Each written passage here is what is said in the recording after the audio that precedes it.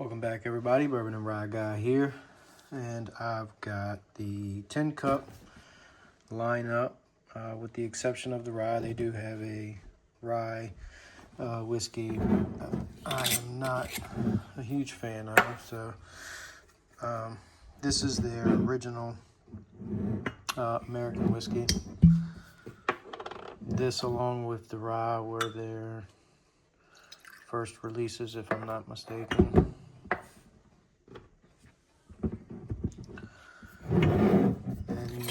They just recently came out with a 6-year age-stated American whiskey.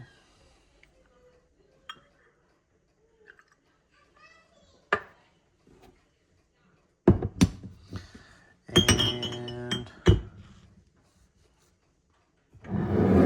they have a newer bourbon whiskey, aside from their 10-year and the 14-year.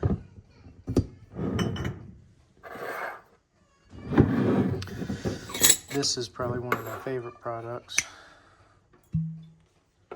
There's the 10-year.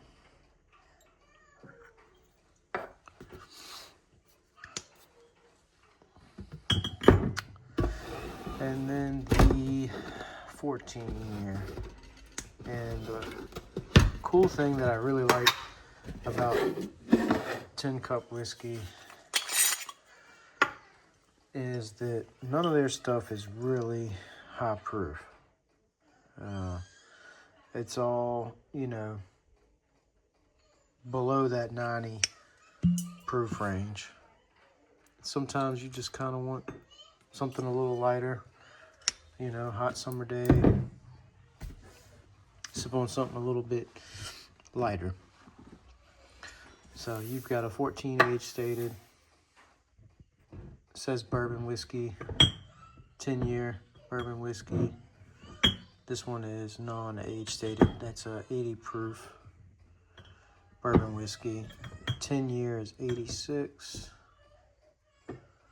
and 42%. Math is off right now. Their 6-year American is at 84, and then their standard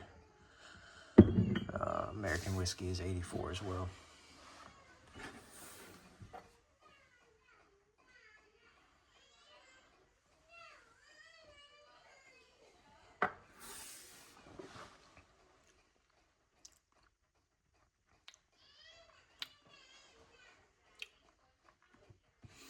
Light, as you would expect from an 84 proof. Kind of earthy notes on that one. Hints of grain and kind of get out of it.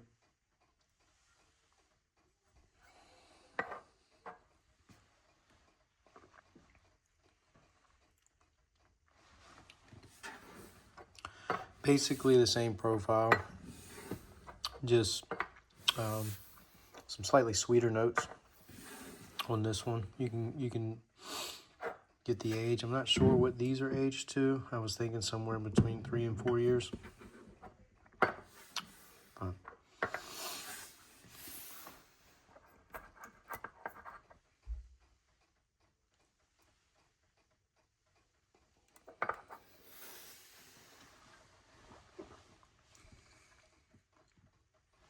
all right, you can definitely taste more oak in the straight bourbon whiskey. Again, that's only 80 proof. So that's cool. You get a little bit of oak in there. It's non-age stated. Now moving on to the 10-year, 84 proof.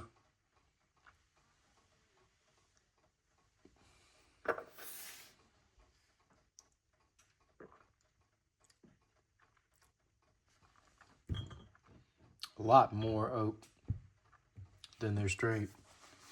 Also get some sweeter notes, some more vanilla, your typical bourbon kind of notes. Caramel.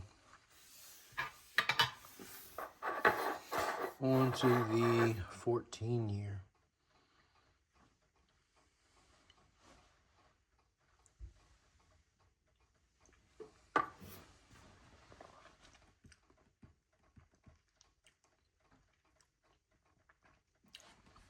There's some really good notes on the palate on this one. It's got more of kind of a toffee note. It kind of evolves out of that. Definitely more oak if you're into the oakiness. Not super oaky at less than 90 proof, but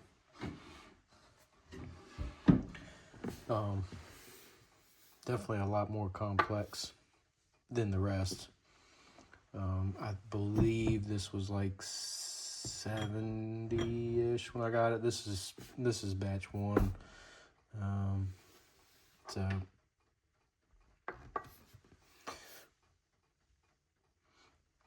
as far as a $70 bottle of bourbon, if you've liked the 10 year, if you've had that, or if you've had you know, their straight bourbon whiskey, and you haven't been able to try the 14, try the 14, because it just evolves and gets more complex as these things get older.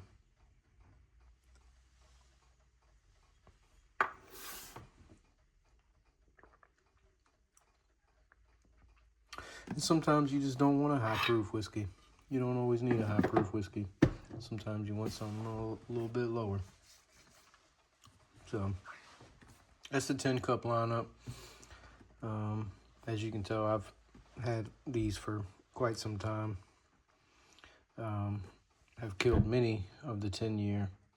I originally tried the rye at a buddy's house. Wasn't a huge fan of the rye. Seeing that they had the 10 year bourbon that came out, and I bought that, tried that. I think that was around 60-ish when I got that, and really liked it. Really liked that bottle, and like I said, I've killed many of those 10 years, and they came out with the age stated. I decided to go back and try it against the regular standard American whiskey, and then when they came out with the non-age stated bourbon whiskey, much cheaper. I think it's like 35 bucks, something like that. So that's the lineup. That's pretty much everything they got right here, with the exception of the rye that I don't have. I'm not a huge fan of their rye, but everything else here is good, and it's definitely good for the price point, I think, in my opinion. So been on the fences, haven't tried 10 cup whiskey. Give it a shot. I think it's a good product at a good price. Till next time, cheers everyone.